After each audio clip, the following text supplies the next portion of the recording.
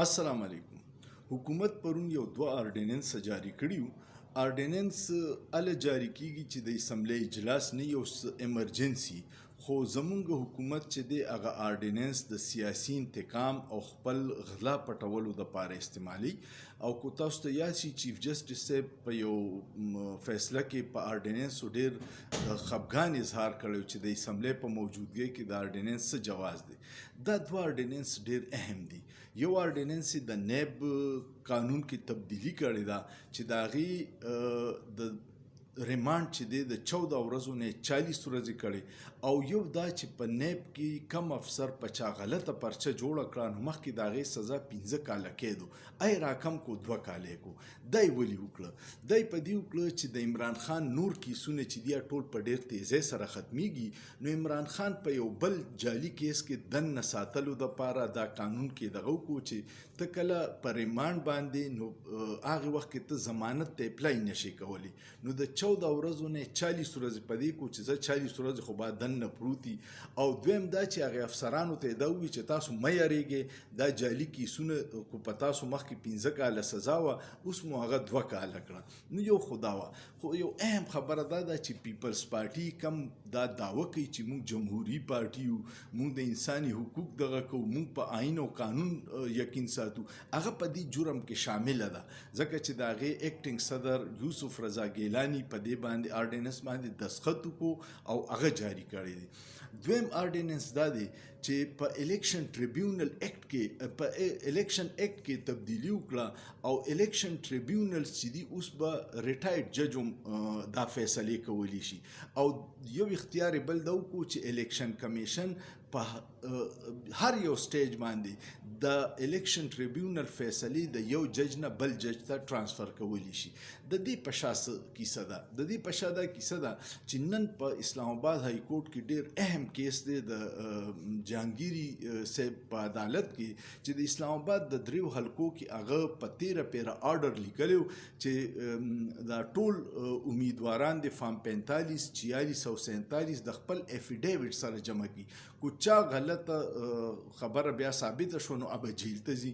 یو خو دوی ته پته وه چې مسلم لیگ نون مینډیټ د غلا دی، په فارم 47 کې ورله رد و بدل کړی دی او هغوی باندې سیټونه ګټلي، او په دې کې الیکشن کمیشن شامل دی په دې غلاګانو کې.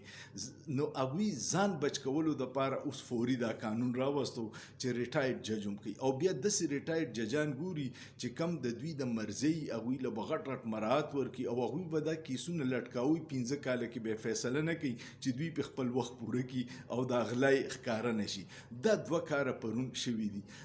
جهانګیري صاحب 13 دغه کې ویلیو چې کم هر اوس چې دي هغوی کو نن را نه له عدالت ته او افیډیویټ جمع نه کو، نو د هغوی وارنټ ګرفتاري جاري کړي او د هغوی خلاف اخبارونو کې اشتهارونه ورکړي چې دا کسان حاضر شي. نو د دغې نه پس بیا دوی دا ډرامه وکړه چې فوري د شپې دا جاری کو آرډیننس. په دې باندې د نیب په آرډیننس باندې سعد رفیق چې د مسلم لیگ نون ډېر ښه ورکر دی او سینیر رهنمای دی، هغه هم د خفګان اظهار وکړو چې دا ډېر غلط اقدام دی، دا د واپس والی شي، دا یو کاله قانون دی، د ډیکټیټر جوړ شوی قانون دی. دوی کو تاسو خیال د پی ډي ایم په اولنۍ دغه کې په اسمبلی کې د نیب په قوانین کې ترمیم کړی، ځان یې ټول خلاص کړی، او اوس چې کله د عمران خان نمبر راغی نو هغه ډېر شیزونه واپس کوي چې عمران خان پکې گیر کو. کله چې قانون ته د یو خاص شخص دپاره کې د یو شخصیت دپاره ذاتي کې قانون چرې نه پاتې کیږي. قانون دی چې د 25 کروڑ عوام دپاره ته جوړ کړي. کو ته د خپل ځان خلاصولو دپاره او د بل د ګیرولو دپاره قانون جوړی، د هغې څه حیثیت نه په عدالتونو کې ډېر زر ختم شي. خو د هغوی خوشقسمتي دا ده چې په عدالت کې چیف جسټس قاضي فایزي صاحب ناست دی او هغه د هغوی په هر څه کې پوره سپورټ کوي. پرون د میاں نواز شریف صاحب الیکشن شوی د هوټل په یو حال کې، نو هغه بلا مقابله صدر شوی دی. په هغې باندې به هغه هېڅ هم نه وي، او د دې نه مخکې چې د تحریک انصاف بیرسټر ګوهر بلا مقابله صدر شوی، نو هغه الیکشن مسترد کړی چې څنګه ته یو ووټ دې نه دی اخیستی او ته صدر شوي.